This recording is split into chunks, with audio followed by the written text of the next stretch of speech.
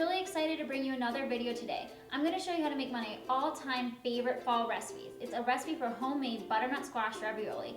I'm going to put it in a delicious browned sage butter with a really awesome sourdough breadcrumb. It's going to be amazing. So to start things off today, you're going to want to start off by roasting your butternut squash. Now, a lot of people are scared of chopping winter squashes and all that, but here's how I do it. So I just take the butternut squash, and I chop the top off, and then I chop it right down the center. You want to have a really sharp knife, that's really important, and then you open it up and it reveals all those pretty seeds. And here's a little trick of mine. I actually use a pumpkin seed scooper that I got a couple years ago around Halloween, and it makes the easiest tips of removing the seeds. You see, it just all comes out just like that. It's so super simple. And then once you've got all those seeds removed, I just start peeling it with a vegetable peeler. And it's kind of a pain, and I just go like this.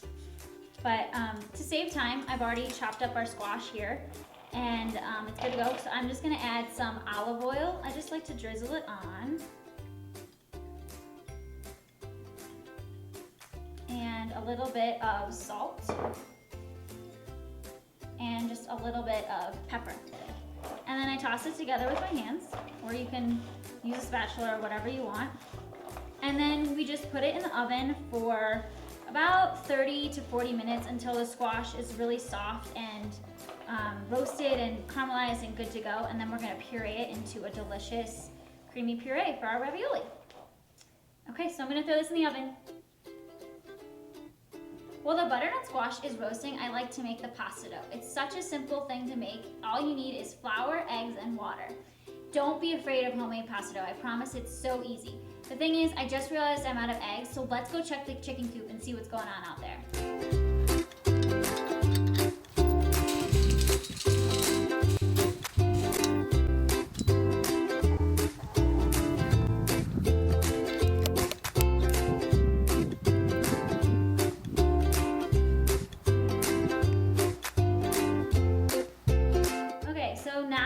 Start to make the pasta dough. It's really easy, like I said.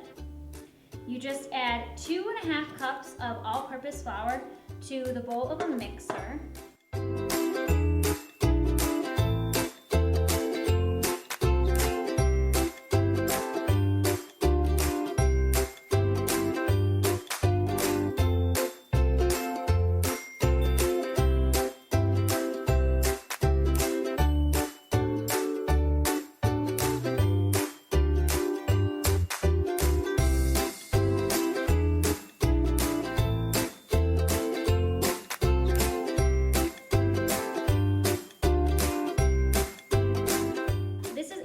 A little bit wet, but that's okay because you can just add flour and kind of fix that.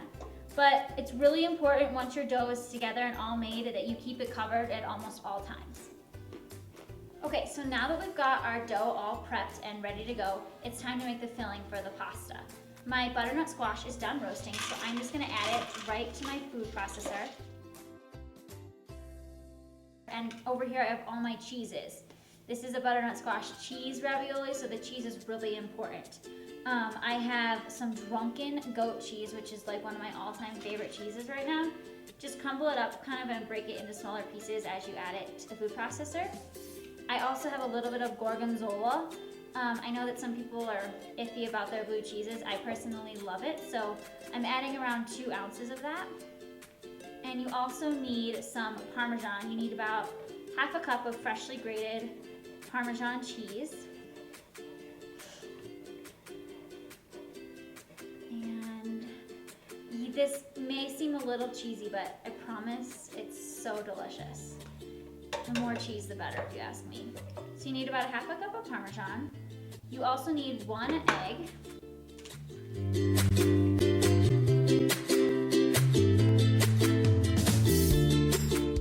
Okay, so this looks perfect. It's all pureed and together in one.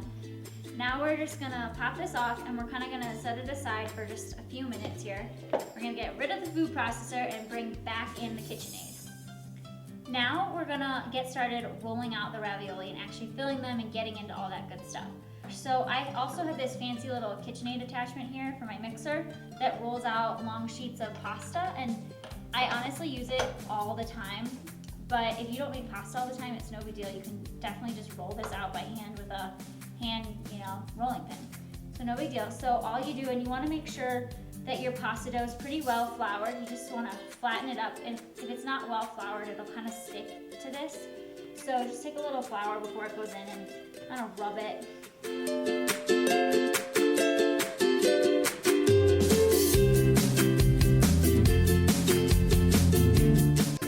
want to add a little bit more flour to that, and then you fold it in thirds, kind of like a letter, and you feed it back through that first setting one more time.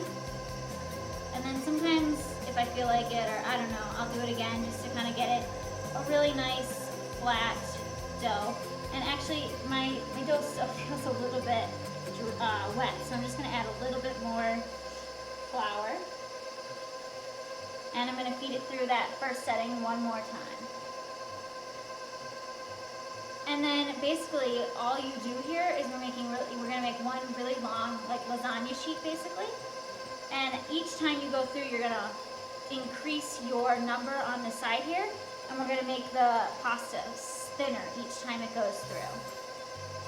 It's really simple, really easy, and it doesn't take much time either. Like when I'm making homemade lasagna, I'll make homemade lasagna sheets, and it's almost easier than boiling lasagna, I swear.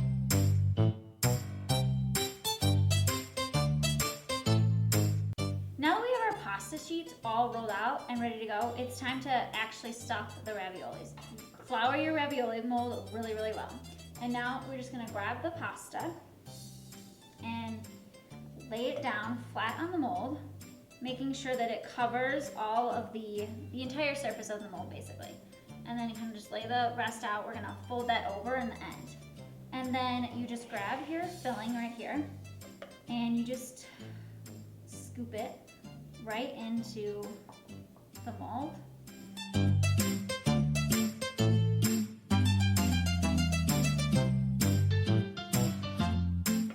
So you just take this extra piece of pasta and you fold it right over the filling.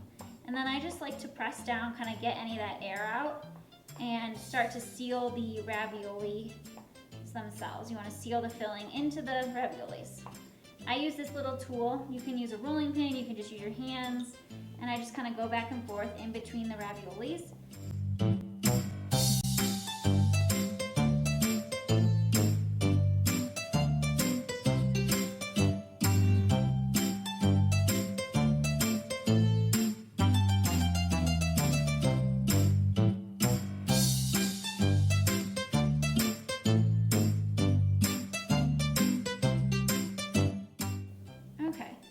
Pretty good. You can sort of see the mold showing through and everything like that, and it looks pretty good. So I'm just gonna flip it upside down, and hopefully, assuming you really flour this mold, these are just gonna kind of pop right out. And yeah, beautiful, perfect. See, it looks so cute. Okay, so you see how they're kind of like that.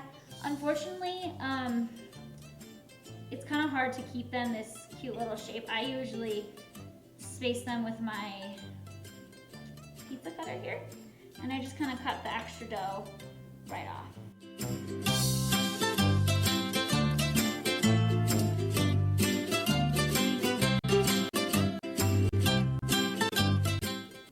And then once you're done making all the ravioli, it's time to kind of boil the water and start making that sauce. So, see?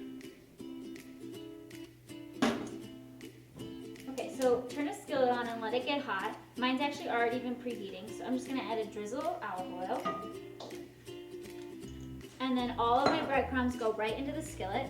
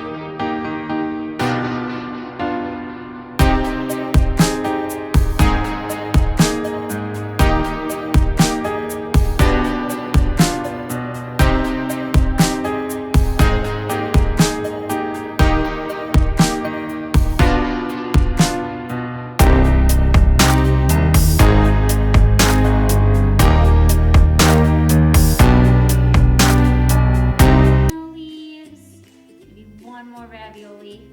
The way I like to finish this off is with, obviously, our oregano sourdough breadcrumbs. I just sprinkle those on top. And then one of my favorite things right now is fresh figs. I just love adding them to everything, and they're currently in season, so I've been adding them to almost everything I eat, literally. I just add a few fresh figs all around the pasta. Okay, you guys, so here's my butternut squash ravioli. It's all done. It's tossed in a brown butter oregano sauce. It's got sourdough breadcrumbs. It's just such a delicious fall recipe. I'm so excited about it. I really hope you guys love it. I'd love to stick around, but I gotta go take pictures of this before it gets all cold. So I really hope you enjoyed the recipe, and thank you so much for watching.